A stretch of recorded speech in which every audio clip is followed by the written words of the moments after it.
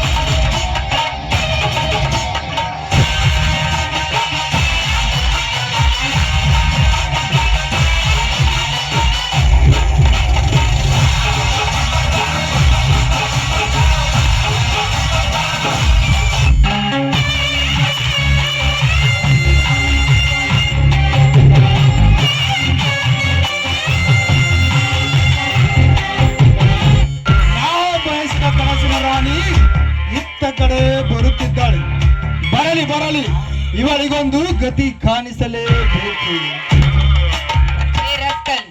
ನನ್ನನ್ನು ತಡೆದು ನಿಲ್ಸೋಕೆ ನೀನ್ಯಾರು? ನಾನ್ಯಾರು?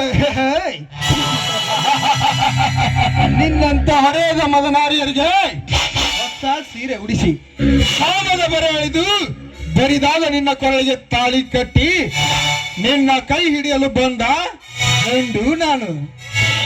ಗಂಡ ನೀನ್ಯಾವ ಸೀಮೆ ಗಂಡ? ನನ್ನ ಈ ರಾಜ್ಯಕ್ಕೆ ಪೂರ್ಣವಾಗಿರುವಾಗ ಗಂಡ ಅಂತ ಮುಂದೆ ಬಂದ್ರೆ ಹಾರಿ ಹೋಗೋದು ನನ್ನ ಕೈಯಲ್ಲಿ ನಿನ್ನ ರುಂಡ.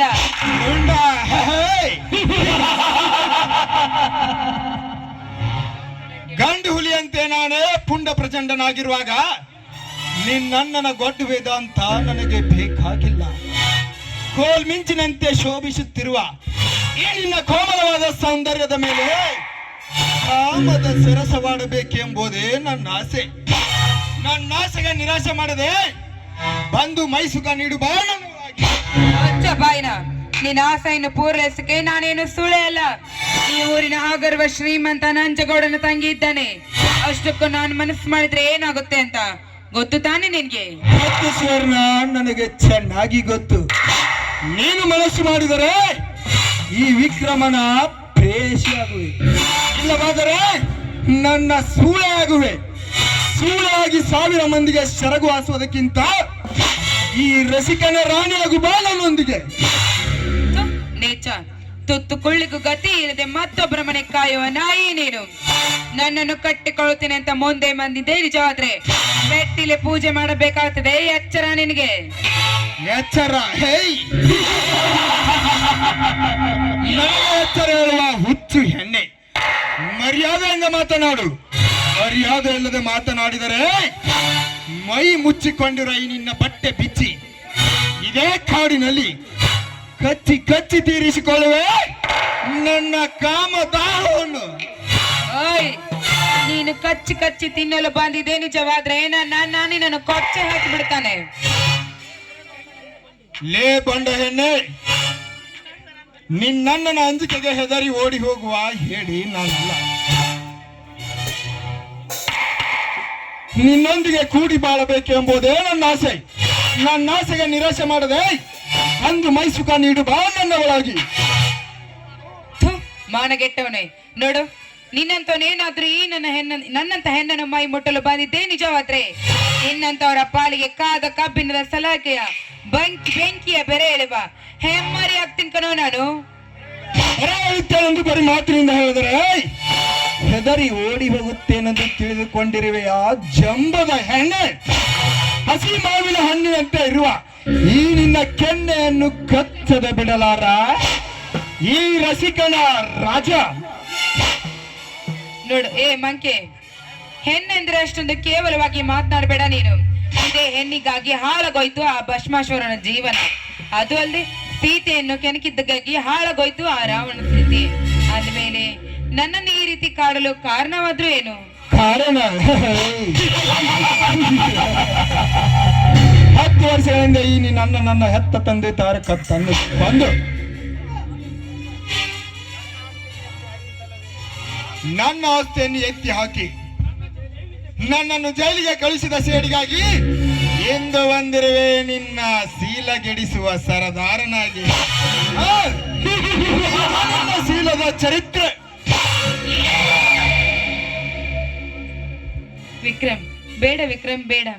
ಈಗಾಗಲೇ ಈ ನನ್ನ ಮನಸ್ಸನ್ನು ಆ ಗಜೇಂದ್ರನಿಗಾಗಿ ಮೀಸಲಿಟ್ಟಿದ್ದೇನೆ. ನಾನು ದಯವಿಟ್ಟು ಹೇಳ್ತಾ ಇದ್ದೀನಿ, ನನ್ನನ್ನು ಮಾತ್ರ ಏನು ಮಾಡಬೇಡ. ಬಿಟ್ಟು ನಿನ್ಗೆ ಏನ್ ಬೇಕೋ ಕೇಳು, ನಡೆಸ್ಕೊಡ್ತೀನಿ. ಆದ್ರೆ ನನ್ನ ಶೀಲ ಒಂದು ಬಿಟ್ಟು ಏನ್ ಬೇಕೋ ಹೇಳು. ಹಾಗಾದರೆ ಈ ನಲ್ಲನ ಮನ ತನಿಸುವಂತೆ ಒಂದು ಇಂಪಾದ ಗೀತೆಯನ್ನು ಹಾಡುವ ನನ್ನವಳಾಗಿ. ಆಯ್ತು, ನೀ ಹೇಳ್ದಾಗೆ ಆಗ್ಲಿ.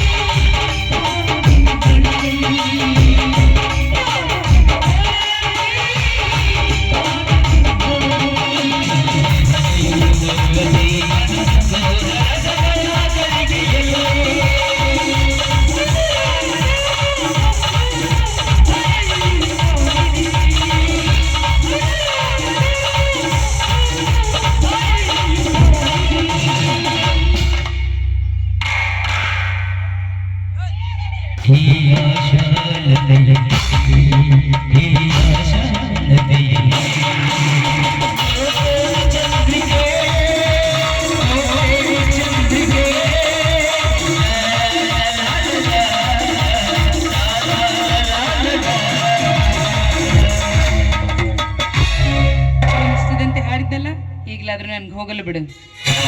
ನಿಲ್ಲು ಸುವರ್ಣ, ನಿಲ್ಲು.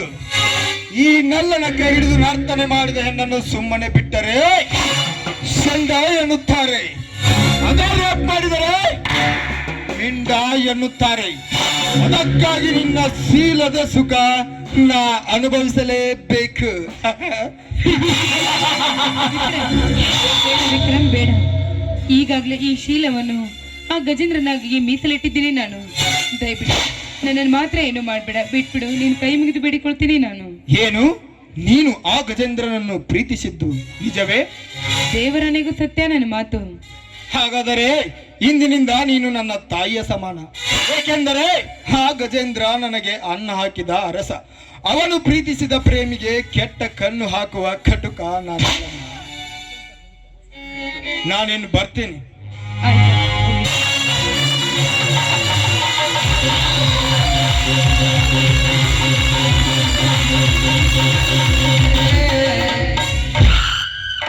ಒಟ್ಟಿನಲ್ಲಿ ಇನ್ ಮುಂದಾದ್ರೂ ನಾನು ಸ್ವಲ್ಪ ಹುಷಾರಿಂದ ಇರೋದನ್ನು ಕಲ್ತ್ಕೊಳ್ಬೇಕು ನಾನು.